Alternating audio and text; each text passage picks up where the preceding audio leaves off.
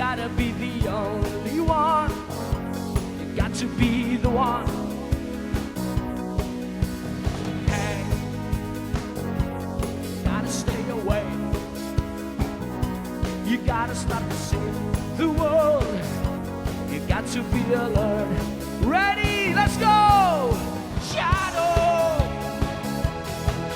in the world we're living on. Shadow in the world we're living on.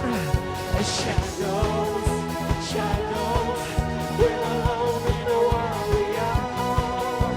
Shadows, shadows, we're alone in the world we are. Indonesia dan Metro TV, tepuk tangan yang paling keras buat tuan rumah, Mata Najwa.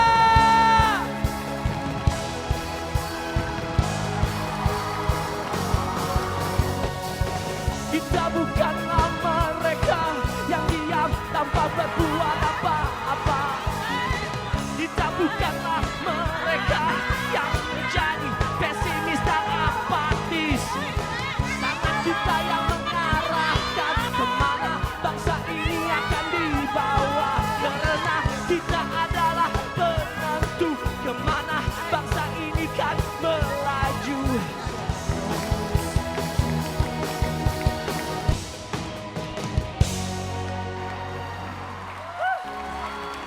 Assalamualaikum. Senang banget ada di UI. Kenapa senang di UI? Karena itu artinya saya pulang.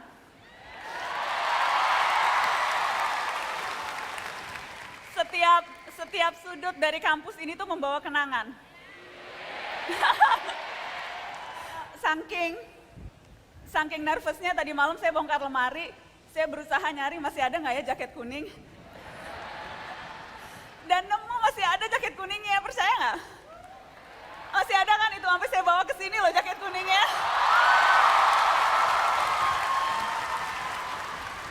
Ini boleh pakai jaket kuning Pak Muhammad Anies?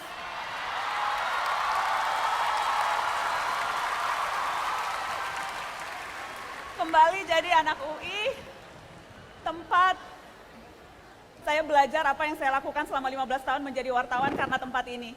Oke, jaketnya saya buka dulu, tapi saya akan taruh di sini untuk menemani selama talk show berlangsung. Oke. Selamat datang di Mata Najwa, saya Najwa Shihab, tuan rumah Mata Najwa. Cita-cita para pendiri negeri melihat Indonesia jadi bangsa yang mandiri. Demokrasi dipilih sebagai kendaraan untuk menggapai mimpi-mimpi kemerdekaan. Kita semua kini setara sebagai anak bangsa. Partisipasi dan kerjasama jadi prasyarat berikutnya. Perjalanan memang akan sangat panjang. Cita-cita masih sejauh mata memandang. Mari ambil inspirasi dari mereka yang punya visi tentang mengabdi dalam karya, berdedikasi tinggi. Inilah Mata Najwa, Habibie, dan suara anak negeri.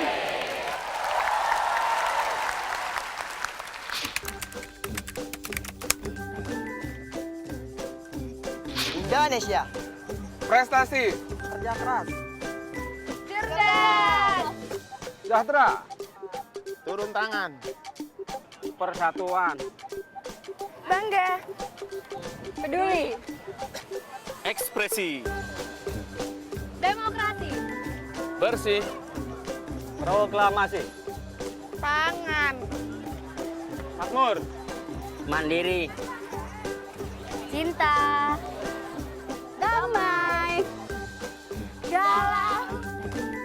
Semangat! Tuh pusing pala Barbie! Mata Najwa! berani, rakyat, kuat, mimpi, tangguh. gua mah gitu orangnya.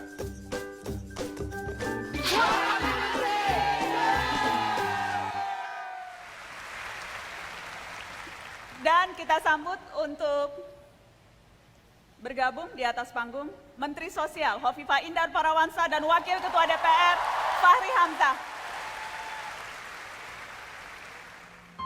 Pada mulanya, Indonesia hanyalah sehimpun mimpi, sebuntal hasrat, dan segugus gagasan tentang suatu masa depan yang diberkahi kemerdekaan, dianugerahi kesejahteraan, dan dilimpahi kasih sayang.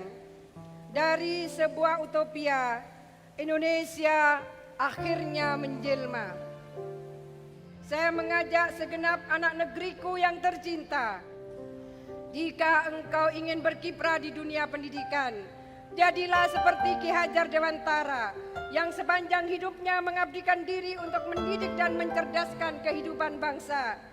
Jika engkau ingin menjadi tentara, jadilah seperti Jenderal Sudirman yang setia di garis depan perjuangan tanpa berpikir tentang harta dan kekayaan.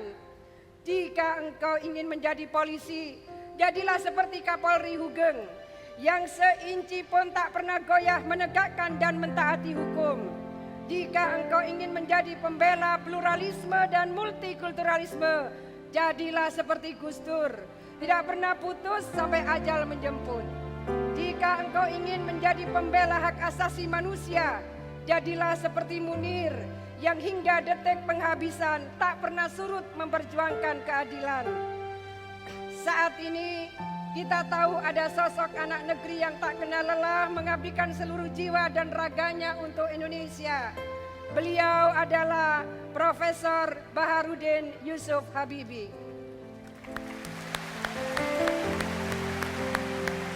Jadilah seperti Habibie yang berotak encer dan berkarir gemilang, tapi tak pernah melupakan tanah airnya, Indonesia.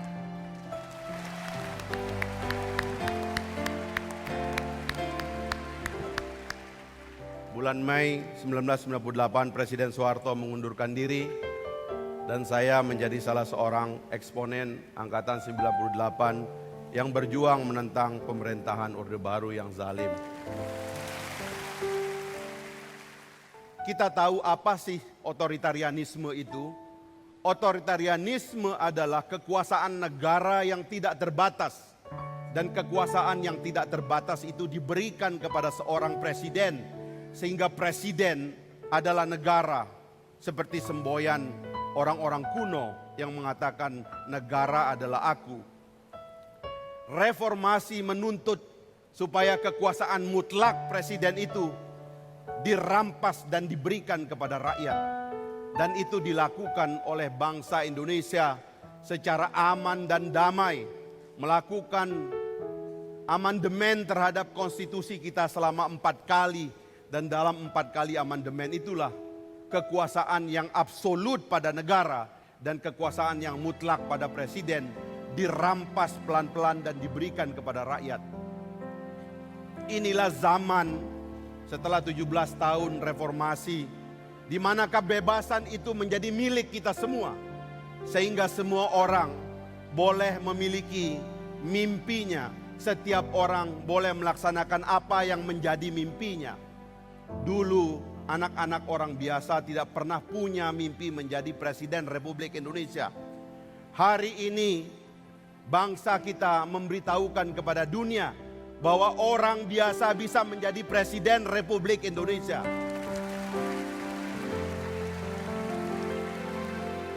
Saya ingin menghimbau teman-teman, mimpi adalah mimpi kita semua. Kita semua harus menyaksikan negara yang ideal, bangsa yang ideal, bangsa yang perform dan berkinerja baik untuk membangun kesejahteraan di negeri kita tercinta. Karena itu kita tidak boleh berhenti. Tugas kami adalah bekerja di dalam pemerintahan dan menerima kritik sepahit apapun harus ditelan. Tapi tugas kita semua yang lain adalah membangun pikiran-pikiran konstruktif agar semua sikap positif menggumpal menjadi kekuatan menuju bahtera Indonesia Raya yang kita cita-citakan. Tidak semua orang yang korupsi itu koruptor. Karena koruptor itu hanya orang yang ketangkap korupsi. Selama belum tertangkap, mungkin mereka masih pejabat, bukan koruptor.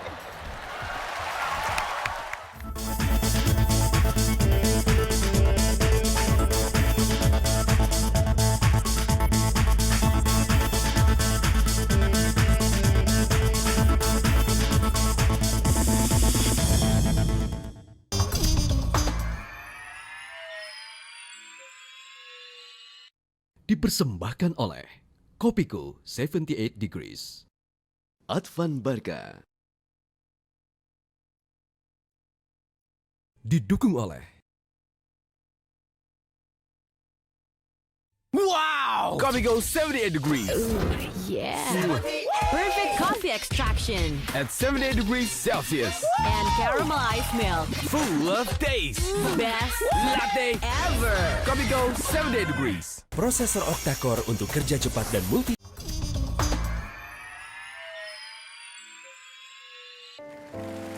Saya minta untuk bergabung Ibu Hafifah dan Bang Fahri Hamzah. Dan saya juga undang untuk bergabung di atas panggung PLT Pimpinan KPK, Mas Johan Budi.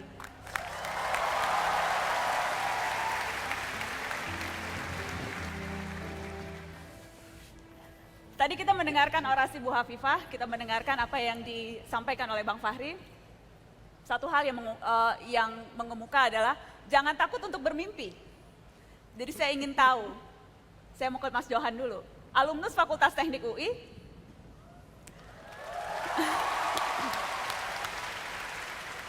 dan waktu mahasiswa adik-adik pernah menjadi penyiar radio teknik RTC. Radio Teknik Club. Radio Teknik Club. Jangan takut untuk bermimpi. Apa sih dulu mimpinya Johan Budi waktu masih mahasiswa? Ada nggak kira-kira cita-cita jadi pimpinan KPK? Saya tidak pernah bermimpi untuk menjadi pimpinan KPK. Ini mungkin sebuah kecelakaan sejarah KPK yang kemudian saya ditunjuk menjadi PLT. Ketika saya di KPK menjadi juru bicara, ditanya apakah Pak Johan pernah belajar hukum. Saya bilang saya waktu di kuliah pernah belajar hukum termodinamika. Sehingga kemudian sejarah hidup saya tentu saja ke KPK. Ke KPK. Kira-kira kalau sekarang ditanya, ada tidak, kalau kita bicara hari ini, setelah tadi malam, sempat akan ada yang ditahan. Kira-kira kalau hari ini ditanya ke anak-anak UI, masih ada yang mau tidak ya jadi pimpinan KPK? Iya, saya kira semua profesi punya resiko. Tinggal kita pribadi ini bagaimana melihat profesi itu. Saya kira sama aja. Menjadi anggota DPR juga punya resiko, sama menjadi pimpinan KPK juga punya resiko, menjadi menteri juga punya resiko, jadi tersangka di KPK misalnya.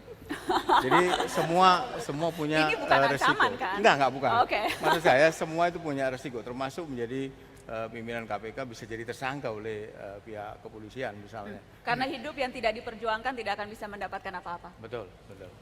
Bu Hovifah, tadi Anda mengajak semua orang untuk berani bermimpi. Kalau bermimpi jadi tentara, jadilah seperti Jenderal Sudirman. Kalau bermimpi menjadi polisi, jadilah seperti Hugeng. Ya. Bermimpi jadi aktivis, jadilah seperti Munir. Bermimpi ingin mengembangkan cita-cita pluralisme, jadilah seperti Gus Dur. Hovifah muda, bermimpi jadi apa waktu itu? Mungkin lebih tepatnya Hovifah anak-anak, anak kampung, desa gitu.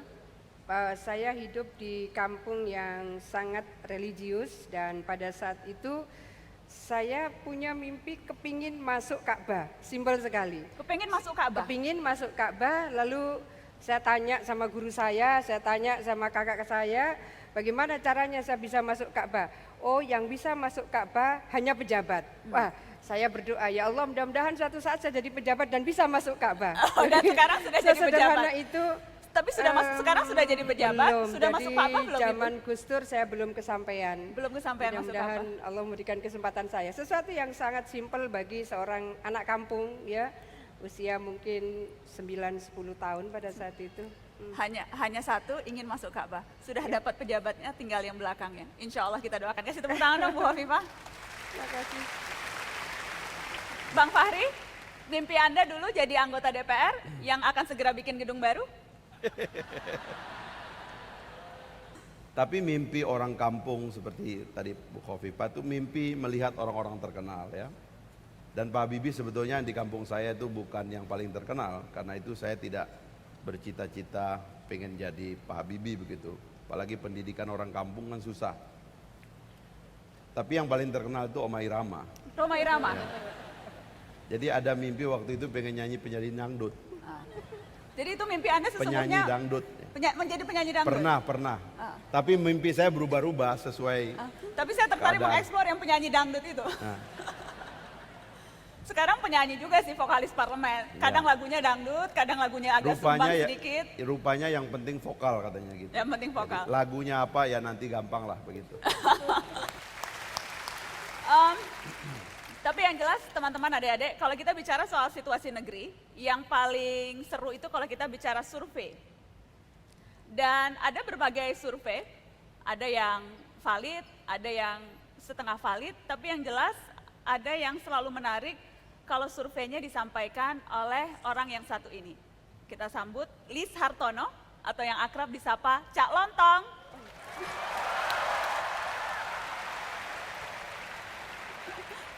Saya bangga sekali sebenarnya di saat yang sama ini ada acara di Kementerian Kominfo, tapi saya memilih hadir di UI untuk Mata Najwa. Mohon maaf, semua tidak perlu tepuk tangan, saya tidak hadir di Kominfo karena memang tidak diundang. Saya hanya sampaikan di sana ada acara. Bicara masalah penegakan hukum, bukan saya bermaksud sombong, tapi saya tahu walaupun sedikit. Ketika kita menegakkan hukum, di mana kita punya kedaulatan masalah itu, banyak tekanan dari bangsa lain. Prancis, Australia. Saya ingat hukum Newton. Tekanan itu bisa menimbulkan gaya. Kenapa negara kita mendapat banyak tekanan? Karena Prancis sama Australia kebanyakan gaya.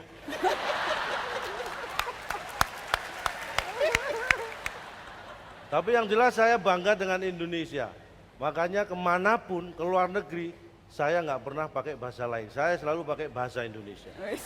Saya ingin tunjukkan pada dunia bahwa Cak Lontong nggak bisa bahasa Inggris.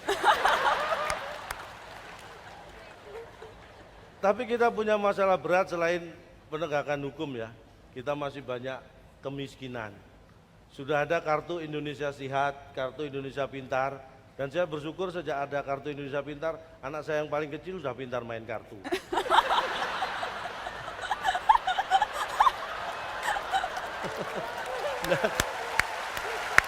Tapi yang harus kita punya bersama tanpa diberi adalah kartu Indonesia Sadar.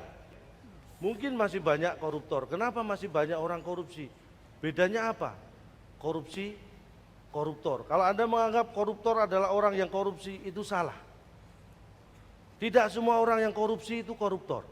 Karena koruptor itu hanya orang yang ketangkap korupsi. Selama belum tertangkap, mungkin mereka masih pejabat, bukan koruptor. Ingat, jadi Indonesia tidak akan jatuh karena ada ribuan pengemis, ribuan orang miskin. Tapi Indonesia bisa jatuh karena 10 koruptor. Untuk itu kita pertahankan koruptor tidak boleh lebih dari 9.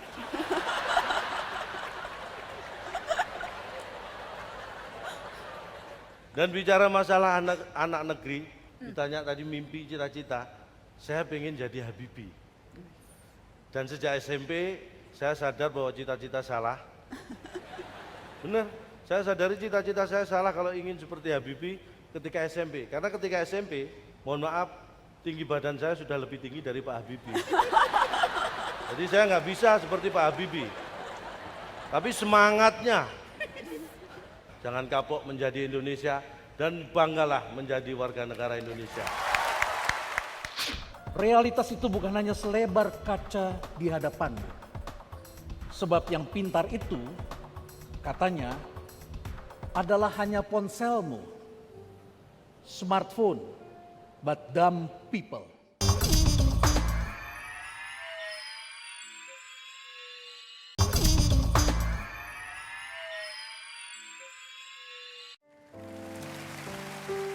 Saya ingin minta komentar karena tadi banyak tanya soal korupsi. Jadi saya ingin minta komentar Mas Johan Budi. Mas Johan, bisa tidak kita sepakat salah satu agenda paling besar dan yang harus jadi mimpi semua orang adalah pemberantasan korupsi jadi yang utama di negeri ini? Iya, saya kira ketiga bangsa ini berdiri. Hal yang paling krusial adalah bagaimana masyarakat ini bisa sejahtera. Dan salah satu faktor utama yang membuat masyarakat tidak sejahtera itu adalah karena korupsi. Sehingga ketiga semua komponen bangsa memutuskan untuk berperang melawan korupsi. menjadi agenda utama di setiap pemerintahan adalah memberantas korupsi. Ada hal yang menurut saya yang hilang ya di zaman sekarang ini adalah soal keteladanan. Jadi Bu Kofifa tadi menyebut beberapa orang yang sekarang ini saya kira sangat langka ya. Bagaimana kesederhanaan seorang Bung Hatta misalnya, bagaimana juga kesederhanaan seorang Pak Hugeng misalnya. Sekarang jarang kita temui keteladanan seperti itu.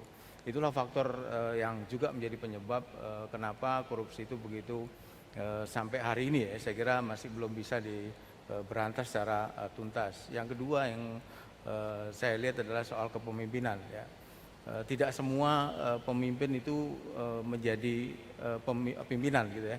Jadi menjadi pimpinan gampang, tetapi bagaimana dia mengelaborasi kepemimpinannya itu yang saya lihat tidak terlihat ya. Banyak yang tidak terlihat di pentas nasional politik. Yang ketiga adalah berkaitan siapa yang pemimpin tapi tidak bisa memimpin? Ada pemimpin yang dia menjadi pemimpin hanya karena selembar kertas gitu misalnya, tidak melalui proses yang pemimpin yang diharapkan seorang pemimpin ya. Pemimpin belum tentu bisa menjadi teladan.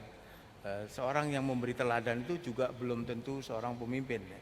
Kita sering diberi teladan oleh orang-orang yang justru di dalam kehidupan sehari-hari kita anggap sebelah mata gitu ya. Bagaimana seorang pesuruh di sebuah bank ya waktu itu menemukan uang yang beratus-ratus kali dari gajinya itu dikembalikan oleh yang bersangkutan. Nah, nilai-nilai ini kan keteladanan ini yang menurut saya sulit ditemukan sekarang, termasuk pemimpin tadi. Dan yang ketiga yang menurut saya yang penting adalah penegakan hukum dari Cak Lontong berkaitan dengan korupsi. Kita bicara pasti soal law enforcement ya. Itu tuh 3 poin yang menurut saya bisa menjadi salah satu hal yang mereduksi korupsi. Baik, kita bicara keteladanan dan kita akan belajar dari seorang guru besar Fakultas Ekonomi dan Bisnis Universitas Indonesia. Kita berikan sambutan Bapak Renald Kasali. Hari ini di depan panggung ini kita semua tengah belajar membangun sebuah masa depan baru. Bagaimana sebuah generasi telah terbentuk dan semua pergaulan Anda ditentukan oleh sebuah kotak pintar ini. Sedangkan generasi saya adalah generasi yang dibesarkan dalam tatap muka. Semua urusan harus kita selesaikan datang ke tempatnya dan bertemu dengan orang-orang yang kita hadapi. Di belakang kita sebuah jalan panjang berliku telah kita lewati. Sebuah generasi realitas yang kini tengah menjadi pendatang di dunia digital. Tengah terseok-seok menatap masa depan baru. Kami, guru-gurumu, di balik gerbang virtualitas itu, mencoba memahamimu dari realitas yang tengah kau jalani. Kalianlah pribumi di dunia maya yang dunianya tak begitu kami kenal. Dari kalianlah kami belajar tentang seluk-beluk dunia digital. Kami terkejut menerima pesan-pesan dan menanggapi kejadian di dunia maya, karena itu memang bukan dunia kami. Tetapi sebaliknya, kalian terkejut-kejut keluar dari dunia maya, bertempur dalam dunia realitas. Realitas itu bukan hanya selebar kaca di hadapanmu. Sebab yang pintar itu, katanya, adalah hanya ponselmu, smartphone, but dumb people. Hari-hari ini kita tengah menapaki jalan perubahan yang panjang dan berliku. Yang artinya kita harus siap berkorban lagi. Keluar dari zona nyaman, dari kehidupan berfoya-foya menenggak, barangkali termasuk subsidi, menjadi sebuah gerakan kesejahteraan yang jauh lebih adil. Seimbang dari barat ke timur dan adil hingga ke pedalaman Kalimantan. Ilmu kita bisa dipakai untuk membuat banyak hal yang bermanfaat. Tetapi kita harus bersatu, bahu-membahu. Jangan biarkan dirimu terkoyak-koyak dibakar api kebencian oleh orang-orang yang bersembunyi di dunia maya. Sebab itu bukan realitas.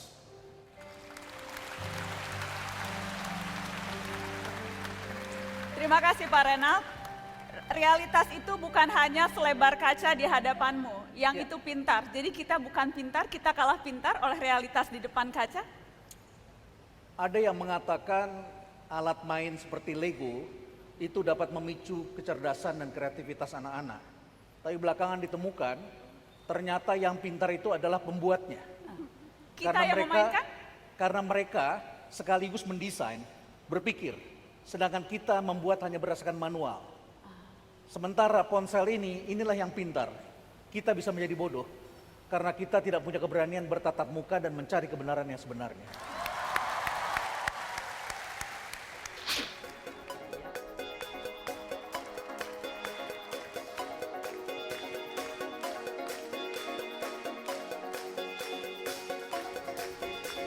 Cinta satukan hati, kuatkan jiwa menghadapi dunia. Dan bila kau merasa sepi, ingatlah bahwa kau tak sendiri. Campamu takkan sama, campamu semua berbeda. Kisahmu juga kisahku, selalu bersama. Oke, suaranya kita menantang impian di mana kita akan menang dan kita menakluk dunia di atas awan. Kita akan menang. Mata Najwa sudah 3 kali mengundang Baharudin Yusuf Habibie.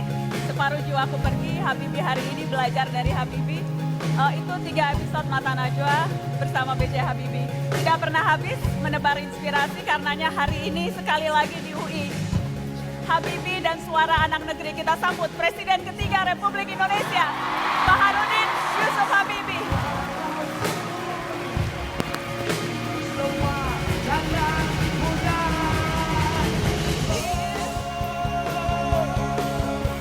Tepuk tangan, tepuk tangan, semuanya. Indonesia, tepuk tangan buat Bapak B.J. Habibie.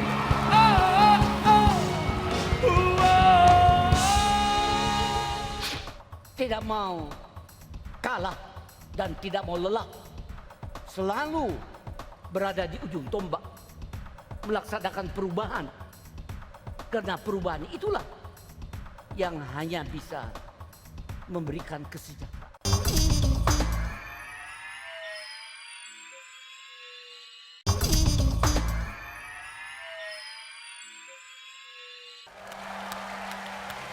Sehat-sehat Pak Habibie?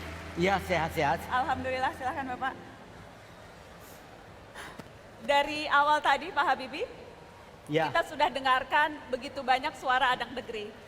Ada politisi, anggota DPR, ada dari salah seorang menteri, ada akademisi, ada seniman, ada komedian, begitu banyak suara. Boleh saya minta Pak Habibie juga tampil? Boleh ya?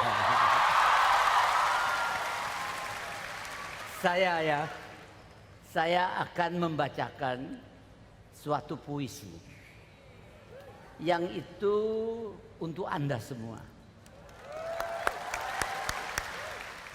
Padamu, Ibu Pertiwi. Padamu pahlawan. Padamu pejuang, dikenal maupun tidak dikenal. Terimalah persembahan kami, generasi penerus karya kami, teknologi canggih, umat manusia. Kami kuasai, kami miliki, kami kembangkan kami kendalikan. Mandiri untukmu, Ibu Pertiwi. Meneruskan perjuangan masyarakat Indonesia adil dan makmur berdasarkan Pancasila dan Undang-Undang Dasar 45. Pembangunan berkesinambungan dengan semangat, tekad, tak mengenal lelah, tak mengenal menyerah. Semangatmu, pahlawan pejuang bangsa di bumi Indonesia, di alam baka, kami lanjutkan sepanjang masa. Itu adalah kalian.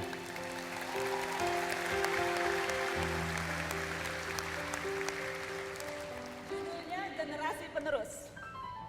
Judulnya benar, Najwa Generasi Penerus. Kapan persisnya Pak Habibie membuat puisi ini?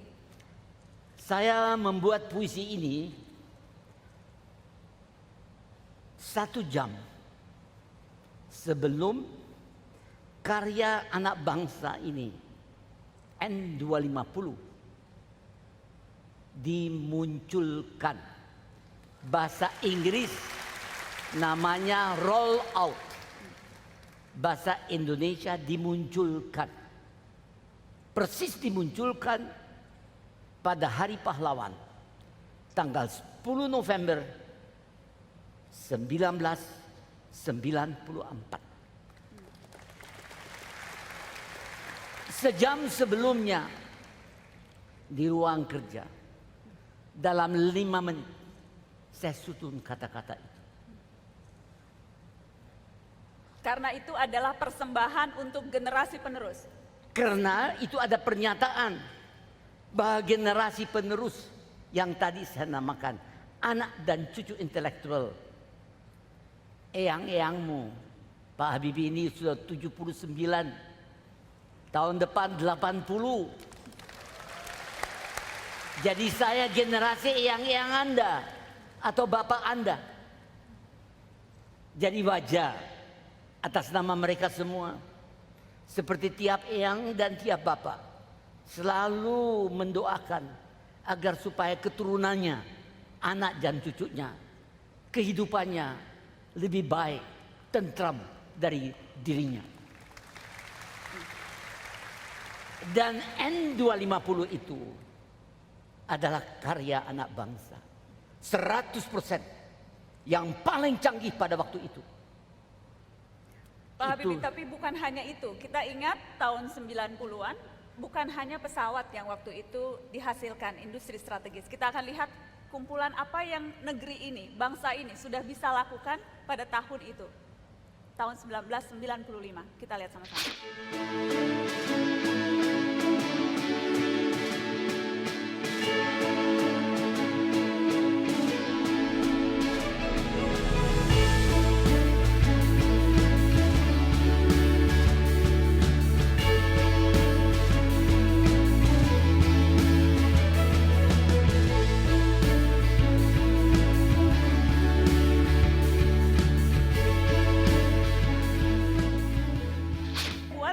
Iya.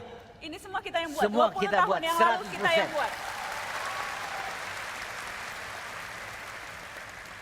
Itu semua kita buat. Kita rekayasa, kita membuatnya, bajanya pun kita buat di Krakatau Steel. Jadi memang itu suatu bukti bahwa Anda semua ini sama seperti orang Jerman, sama seperti orang Tiongkok, atau sama seperti orang Jepang. Sama, tidak ada bedanya dalam menguasai atau penguasaan ilmu pengetahuan dan teknologi dalam bidang apa saja. Karena itu dengan terbang perdananya N250, sepanjang masa bangsa ini mengenang sebagai kebangkitan teknologi nasional. Habibie itu 20 tahun yang lalu. Apa yang terjadi sekarang? Apakah yang penting kita bisa bilang dulu sudah pernah buat, dulu pernah berjaya. Kata pernah saja sudah cukup? Tidak. Karena kita membuatnya itu tidak untuk memperlihatkan bahwa kita buat kapal terbang. Tapi dapatkah Anda bayangkan bangsa ini bisa mempertahankan pertumbuhan ekonominya tanpa memanfaatkan hasil produk teknologi canggih? Tidak mungkin deh. Saya mau cerita sedikit. Waktu saya pertama kalinya ketemu dengan Presiden Republik Indonesia, Presiden Soeharto, bulan Januari 1974, Dr. Habibie, saya sudah menentukan dia bahwa Anda akan mempersiapkan bangsa ini tinggal landas memasuki abad yang akan datang. Tapi saya katakan, Pak, kalau saya harus laksanakan, saya butuh duit yang banyak untuk mendidik anak cucu kita, untuk mengadakan riset, untuk membangun industri-industri sebagai wahana yang dibutuhkan untuk menjadikan anak bangsa ini unggul. Saya mau tanya Pak Habibie, kenapa Pak Habibie mau terima usia 37 tahun, waktu itu memimpin perusahaan, sudah wakil direktur di Jerman? Bukan wakil direktur. Direktur? Wakil presiden dan direktur untuk pengembangan dan penerapan teknologi. Sudah hidup mapan di sana, dipanggil presiden, disuruh pulang, disuruh membangun industri betul-betul dari nol. Kenapa mau? Kalau bukan anak bangsa ini yang membangun bangsanya, siapa lagi?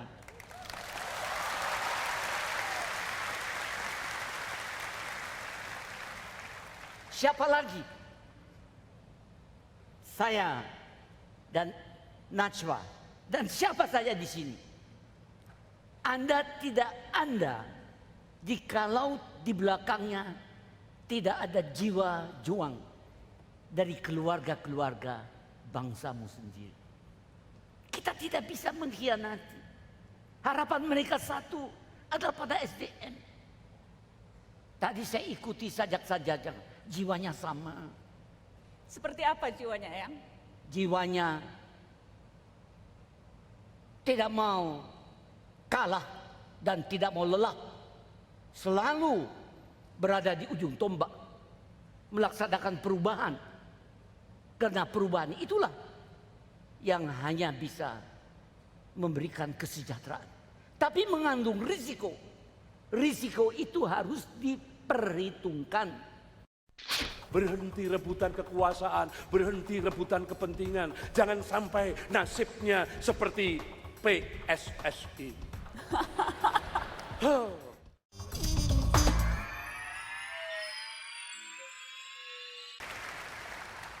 Bicara dulu dan sekarang, apa bedanya dulu, apa yang terjadi sekarang, apa yang bisa kita pelajari dulu, apa yang kita bisa ambil hikmah dari dulu untuk kita terapkan sekarang. Ada banyak perbandingan-perbandingan yang menarik.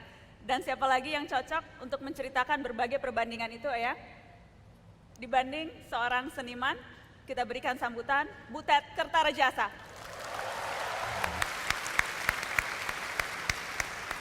Ketemu Pak Habibie itu langsung ingat kata-kata bijak dari orang-orang yang waskita yang mengatakan lebih baik sebentar daripada lama tapi membuat banyak masalah.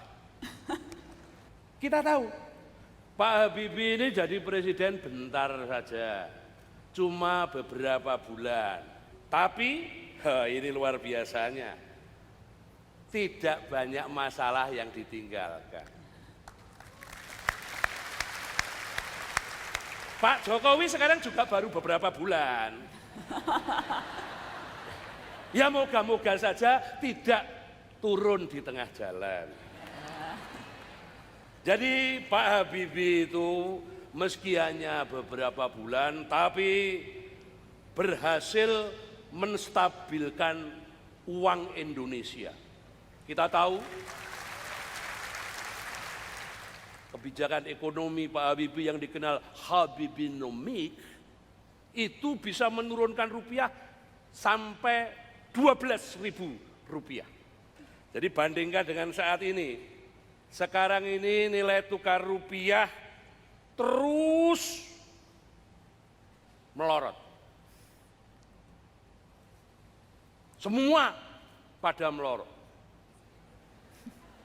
Kewibawaan KPK sengaja dimelorotkan. Untungnya kolor kita yang tidak dimelorotkan. Apakah Paman Habibie suka aki? Pancasila itu hari ini kalah hebat dari aki Pak Habibie. Pancasila dan pernyataan-pernyataan politik gagal mempertemukan orang-orang yang berbeda, tetapi aki bisa mempertemukan pro Prabowo dan pro Jokowi.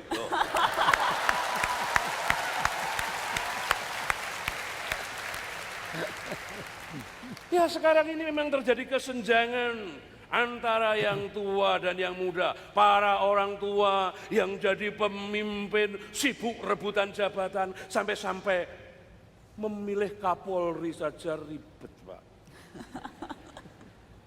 Karena yang dipikirkan cuma kekuasaannya saja. Jadi sudahlah, berhenti rebutan kekuasaan, berhenti rebutan kepentingan. Jangan sampai nasibnya seperti PSSI. Ruwet organisasinya, memble prestasinya. Di dunia ini saudaraku, ada yang lebih abadi dari kekuasaan, yaitu cinta dan ilmu. Dua hal inilah yang diwariskan oleh Pak Habibie pada bangsa ini. Uang seberapapun dibagi-bagi dia akan habis, tetapi cinta, ilmu seberapapun dibagi dia justru membuat kita semakin merasa berbahagia. Korek. Bagus ya. Bangsa ini hendaknya melahirkan Habibie muda. Pak Habibie pernah mengatakan, saudara, sebagai bangsa kita harus mengembangkan teknologi. Kita harus menguasai industri strategis. Tetapi kenapa sekarang bangsa ini kembali ke zaman batu? Ini sangat menyedihkan, saudara. Marilah kita menunggu lahirnya Habibie baru. Melahirkan Habibie baru. Eyang Habibie, sejak kecil sudah tahu mau buat pesawat, sejak kecil sudah tahu punya cita-cita, sejak kecil sudah tahu apa mimpi dan melakukan apapun untuk mencapai mimpi itu? Saya hidup dengan bekerja keras dan mengikuti suatu rencana untuk tercapainya suatu cita-cita. Kita jangan ikut-ikutan dengan mengafkan. Kalau orang Amerika waktu dia dirikan Amerika itu, dia bicara mengenai the American Dream, mimpinya orang Amerika. Karena mereka di situ ada banyak masalah-masalah, perbedaan yang sangat sara, perbedaan keturunan, ras, agama dan sebagainya. Di bumi Indonesia harus diberikan kepada tiap sumber daya manusia yang ada di sini kemerdekaan yang merdeka dan kebebasan yang bertanggung jawab dan berbudaya. Dua-duanya itu kita udah raih. Jadi saya ini memperhatikan bahwa Anda, anak cucu intelektual Pak Habibie, itu makin hari makin pintar. Makin hari makin pintar. Makin pintar, makin bijaksana, dan tidak mudah diapusi. Saya melaksanakan dengan suatu kesadaran bahwa anak cucu dan cici yang saya tinggalkan sejahtera dan tentram. Kalau Pak Habibie dapat kesempatan berbisik pada Jokowi tentang situasi negeri, apa bisikan Habibie untuk Jokowi bicara negeri hari ini?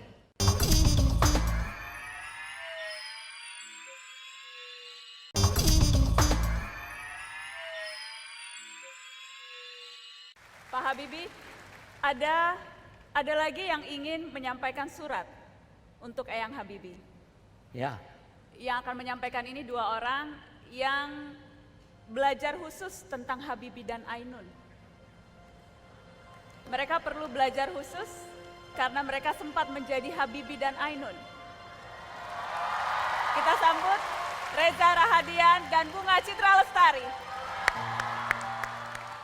Eyang adalah sosok idola kami. Ide, kecerdasan, semangat, dan terobosan yang Eyang buat begitu menghidupkan impian kami yang belia ini. Pada negeri ini Eyang begitu berjasa. Eyang pernah memimpin Indonesia di periode yang begitu genting, syarat kegaduhan dan keributan. Sayangnya walau periode itu sudah terjadi lebih dari 10 tahun lampau, kegaduhan dan keributan politik masih saja terus terjadi. Kami bingung karena belakangan ini seolah telah menjadi kebiasaan para elit negeri.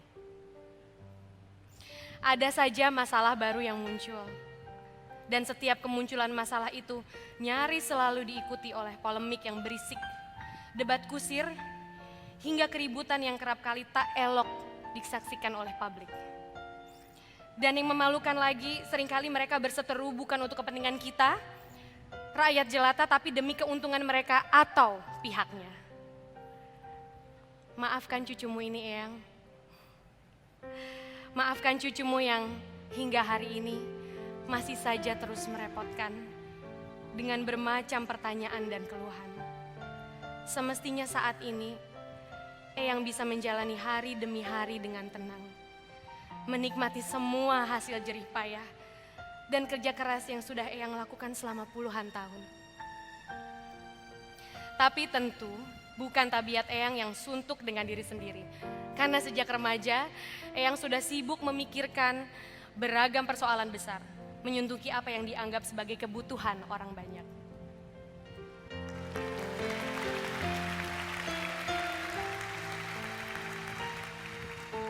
Mungkin memang benar apa yang pernah Eyang katakan dulu.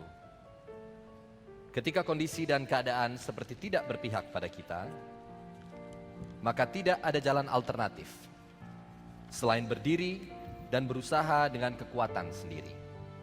Bertindak dengan segala kekuatan yang dimiliki. Berbuat dengan semua daya yang dipunyai.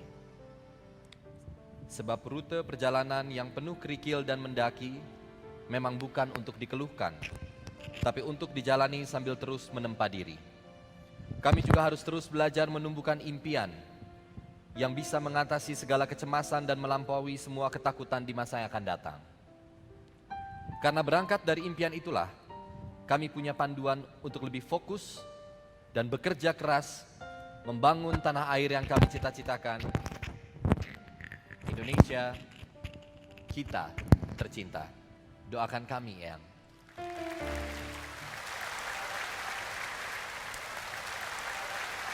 Reza dan Besel, terima kasih. Ya. Kita ingin dengarkan sekarang dari mahasiswa. Saya akan membuka kesempatan kepada teman-teman mahasiswa untuk bertanya ke Pak Habibie. Namun Eyang. sebelumnya kepada Eyang. Eyang. Kepada Eyang Habibie yang mau bertanya, silakan siap-siap. Silakan. Singkat saja ada pertanyaannya, silakan langsung. Saya Adi Rizky Saputra dari Teknik Sipil UI. Katanya di Indonesia tuh insinyur muda sangat langka untuk kedepannya untuk menjadi insinyur sesungguhnya. Kebanyakan dari mereka itu pergi ke luar negeri, ditarik di luar negeri. Gimana peluang kerja untuk insinyur di Indonesia sendiri, Pak? Terima kasih Adek. Pak Habibie? Ya, kita harus berhenti untuk, ya maafkan, menjadi tanpa kita sadari promotor dari anak bangsa yang lain. Karena produk mereka masuk ke tempat Anda di sini dan Anda manfaatkan. Sedangkan produk dari anak bangsa sendiri tidak diperhatikan. Nah, untuk hal itu kita harus bantu. Kita itu siapa? Konsumen harus bantu, produsen harus bantu, pemerintah harus bantu, yang membuat undang-undang harus sadar. Kalau Pak Habibie dapat kesempatan berbisik pada Jokowi tentang situasi negeri, apa bisikan Habibie untuk Jokowi bicara negeri hari ini? Hari ini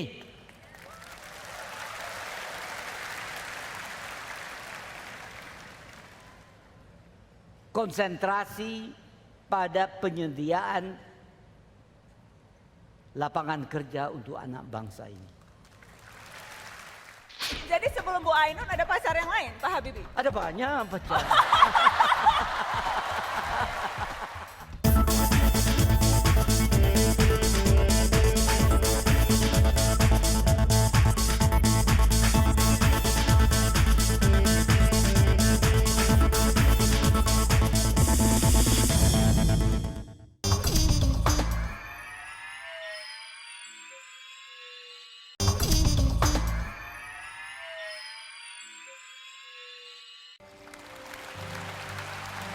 Kalau bicara Habibie Ainun ini sebagai penutup, bicara Habibie Ainun selalu yang terkenang soal kisah cintanya. Jadi saya ingin menutup untuk juga soal itu. Pak Habibie, tapi saya mau tahu, tadi ada mahasiswa yang bilang Pak Habibie fokus terus belajar sehingga tentunya akhirnya bisa menjadi seperti sekarang ini. Apakah itu artinya dulu Habibie tidak pernah pacaran? Sekali ketemu Bu Ainun langsung jatuh cinta, karenanya bisa jadi Habibie, tidak ada pacaran waktu itu? Ada dong. Oh, Saya ada. kan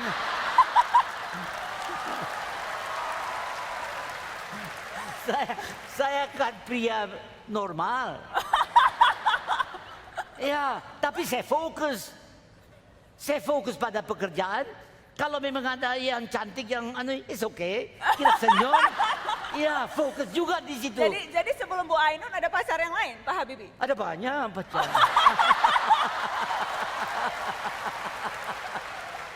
Jadi pesannya Eyang, tidak apa-apa pacaran asal fokus. Pesannya apa? Asal terakhirnya menemukan cinta sejati seperti Ainun. Saya waktu itu fokus pada pekerjaan saya.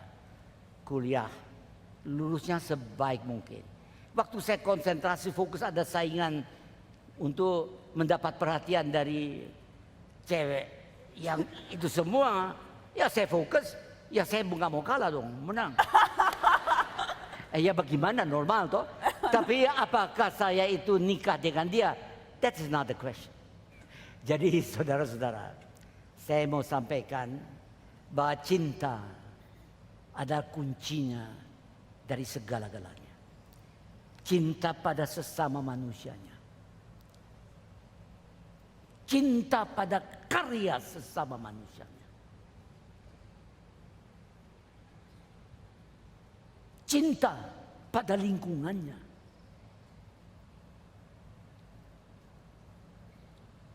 Cinta pada tugasnya.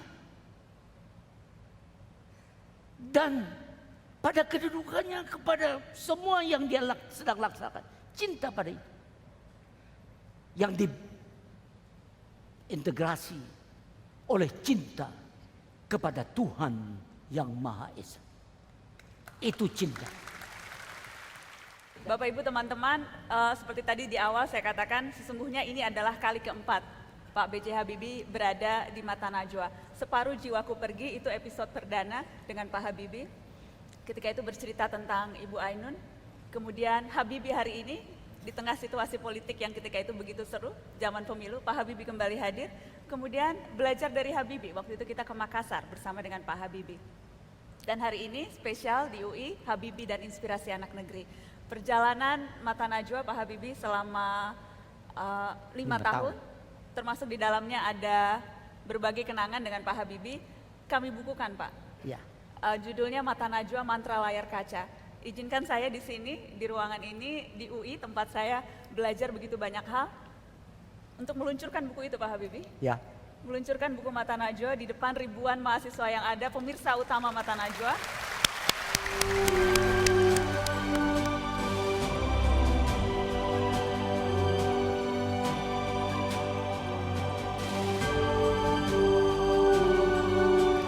Terima kasih banyak Pak Habibie sudah menjadi bagian dari perjalanan Mata Najwa dan berbagi inspirasi untuk semua.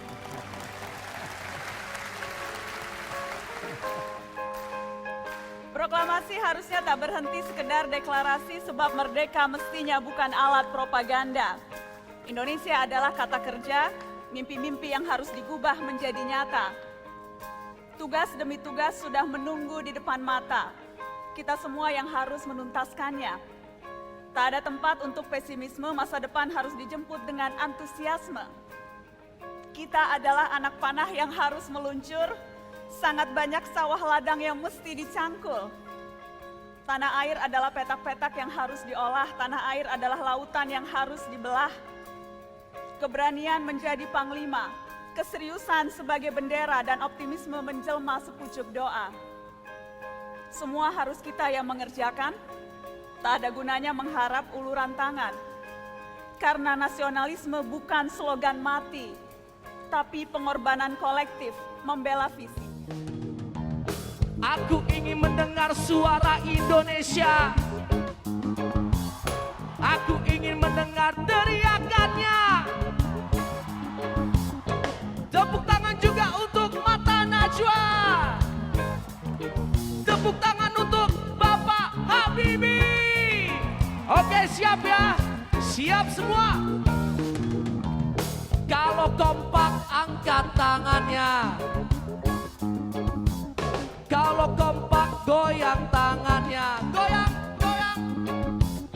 Iji salut sama